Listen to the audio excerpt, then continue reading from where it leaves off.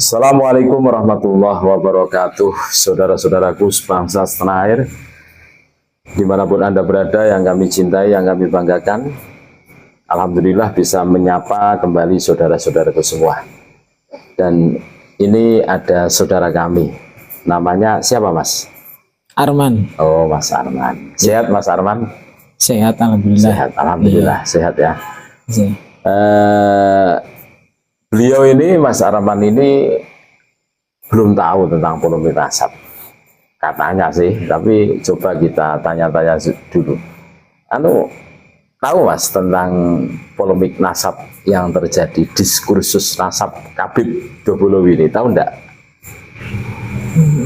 Hanya kurang tahu sih, hanya dengar-dengar aja. Oh, dengar-dengar saja. Dengar-dengar aja ya. Di media sosial enggak pernah nyimak atau gimana? Sekilas-kilas ya, kadang-kadang sih saya dengerin, saya lihat kadang sekilas-kilas gitu. Nah, iya. Menurut Mas Arman, sepengakuan Mas Arman, coba diterangkan tentang polemik nasab ini. Ya menurut saya sih, kalau saya kurang tahu ya, kurang mengikuti perkembangannya, jadi ya menurut saya sih ya kita harus tetap menjaga persatuan dan kesatuan. Oh, itu pasti Mas. Iya. Itu pasti menjaga persatuan dan kesatuan, iya. Itu pasti kerukunan, itu pasti. Iya. Cuma begini Mas, kalau menurut pandangan Mas Arman, apakah Habib itu termasuk dzurriyyah Nabi atau bukan? Kalau yang digembar-gemburkan sih mereka mengakui sebagai memang dzurriyyah Nabi, mengakui.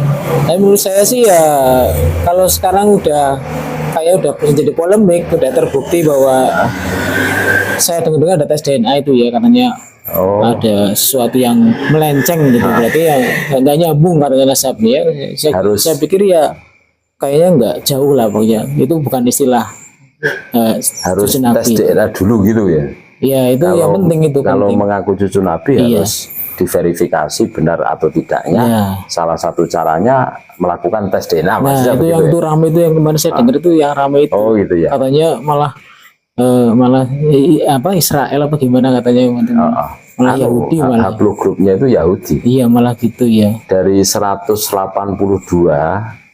Habib yang sudah melakukan tes DNA, baik dari Indonesia maupun luar negeri, kan di luar negeri juga ada, atau seperti di Yaman itu anak asal muasal mereka itu sudah melakukan tes, dan haplogrupnya itu G itu sama dengan Yahudi yang menjadi Zionis itu kan gitu ya. Oh gitu ya. Gitu. Berarti menurut Mas Arman tes DNA itu penting ya untuk klarifikasi ya. Nah itu kan sekarang zaman modern. Oh gitu ya, mengikuti perkembangan zaman ya. Iya, kalau udah ada DNA itu gen yang itu kan penting. Biasanya kebanyakan 100% itu cocok ya, iya. sesuai keturunan Afrika kah? Ya. Kalau Mas Arman sendiri kira-kira keturunan mana Mas? Saya keturunan Persia. Oh Persia. Oh ini keturunan Persia. Persia. Bukan Hindustan? Enggak, saya nggak ada ini kayaknya, nggak ada gennya. Enggak ada gennya. Persia itu kulit hitam ya Mas? Enggak, Persia itu kulitnya kulit agak sawo matang. Oh, sawo matang. Iya. Kayak Indo lah. Indo-Cina. Persia kan Indo-Cina itu. Apa namanya itu Pak? Namanya Genghis Khan apa namanya? Oh iya, Genghis Khan. Mongolia. Nah, itu Mongolia. Betul itu. Mongolia. Itu. Kayaknya agak ke Mongolian nih. Mongol gitu ini. Berarti ada genetika Mongolia. Oh iya sih kayak mirip kan, jadi matanya maksudnya. Agak kesipit-sipitan gitu ini. Nggak bisa melek tuh kan. Berarti agak sipit-sipit itu kan kayak Cina ya. Nah, Cina. Itu maksudnya Indo. Bukan Indo Belanda tapi Indo Cina. Iya. Kembali lagi Mas Arman tentang polemik nasab ini. Dan selama ini yang kita ketahui bahwa dzurriyyah Nabi yang ada di Indonesia itu kan Habib. Iya. Tapi ternyata saya tahu itu ya. Ternyata ya setelah kami gali informasinya, ternyata istilah Habib untuk dzurriyyah Nabi itu kan ternyata salah. Wah. Nah, dzurriyyah Nabi yang asli itu istilahnya itu Sayyid dan Syarif. Nah ini kok Habib kan gitu tuh. Nah, ternyata setelah di cross check dari perjalanan nanya Bani Pak Alwi itu kan yang membawa ke Nusantara itu kan VOC pasca perang Diponegoro. Mas Arman tahu perang Diponegoro terjadi tahun berapa? Ya, tahu itu terkenal sekali 1825 sampai dengan 1830. Nah, 5 tahun ya Mas ya. Iya, Nah, itu terkenal banget. Belanda itu kan rugi besar gara-gara perang Diponegoro atau yang terkenal dengan istilah perang Jawa itu. Sampai negara Belanda itu krisis moneter dan pecah menjadi 3, Belanda, Luxembourg, dan Belgia. Kan pecah, rugi triliunan krisis moneter. Nah, agar supaya Belanda itu tidak rugi, agar perang Jawa tidak terulang lagi, Belanda mendatangkan orang-orang Yaman. Ceritanya seperti itu kan, untuk mengaku sebagai dzurriyyah Nabi. Nah, Belanda itu kok mendapatkan informasi itu dari siapa? Itu dari telik sandinya atau mata-matanya Belanda yang terkenal dengan Christian Senok Horogronje. Ya, gitu. Snocek Horogronje. Nah, Snocek Horogronje itu. Iya, itu ya. Yang siasat kekerasan itu. Orang Jawa itu kan mengenalnya itu kan Habib Putih, mengaku Habib Putih. Sama Belanda disekolahkan di Mekah, hafal hadis, hafal Quran itu. Ternyata orientalis itu menyusup.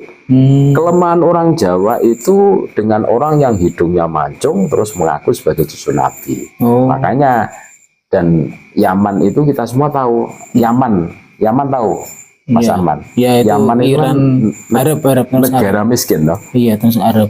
Sekarang dilanda perang saudara, krisis kemanusiaan kan gitu. Iya. Itu dibawa oleh Belanda yang terkenal dengan Exodus itu. Di sini suruh pakai serban sebesar ban Vespa, terus pakai daster itu loh. Kayak ibu-ibu hamil itu kan daster. Daster apa? Itu gamis. Kan gamis apa ya? Gamis ya. Iya, gamis panjang itu. Daster. Daster kayak ibu. Kalau ibu daster. Itu kan persis daster itu modelnya langsung. Bukan daster, itu jaster. Ya. Nah itu disuruh ngaku sebagai dzurriyyah Nabi Habib gitu. Iya. Makanya dari fakta sejarah yang terjadi itu, ini kita bisa merumuskan. Nah terus ini tanggapan Mas Arman. Ini kan banyak sekali loh klaim-klaim yang dilakukan oleh para Habib. Katanya yang memerdekakan Indonesia itu Habib. Katanya yang bikin merah putih Habib. Ini itu tuh. Padahal fakta sejarahnya tidak seperti itu. Ini bagaimana pandangan Mas Arman tentang pembelokan sejarah yang dilakukan oleh oknum Habib ini? Ya menurut saya sih itu nggak benar ya. Nggak boleh ya? Nggak boleh. Kalau secara ya menurut saya sih dengar-dengar ya tetap rakyat Indonesia yang pribumi. Iya pribumi tetap yang berjuang sampai titik darah penghabisan, sampai berdarah-darah. Nah ini yang harus kita waspadai. Oh gitu ya. Nah, ternyata mereka itu punya skenario. Tujuannya apa? Untuk menghegemoni, menguasai semuanya. Jadi kalau rakyat Indonesia itu percaya bahwa yang memerdekakan Nusantara ini adalah Habib ya, tapi fakta sejarahnya tidak ada satupun Habib yang meneteskan darah, apalagi darah, keringat saja tidak ada, Mas Arman. Gitu. Kan gitu loh, tidak ada, apalagi darah, keringatnya saja itu tidak ada. Makanya kan Habib-Habib di zaman sekarang saja itu kan males-males dong. Jarang yang kerja keras banting tulang kayak orang-orang pribumi. Isinya kan dawir ke sana kemari, cari cuan, jualan sebagai cucu Nabi. Terus kalau tidak dikasih marah-marah, ente kualat, nah seperti itu. Terus takut semua kan. Iya, diancam gitu ya takut. Ya, pasti takut. Iya, karena aku cucu Nabi, apalagi cucu Nabi. Walah. Ini itu buat takut itu. Malam ini piala Piala Dunia. Ya, betul. Indonesia musuh Arab Saudi. Iya.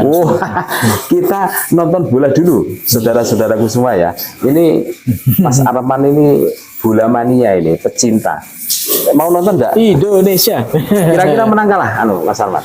Harga mati menang. Mau menang. Harga mati itu kalau Iya, kalah ya udah. kita Aduh. doakan mudah-mudahan tim kesayangan kita Indonesia menang melawan Arab Saudi. Yes. Terima kasih. Indonesia.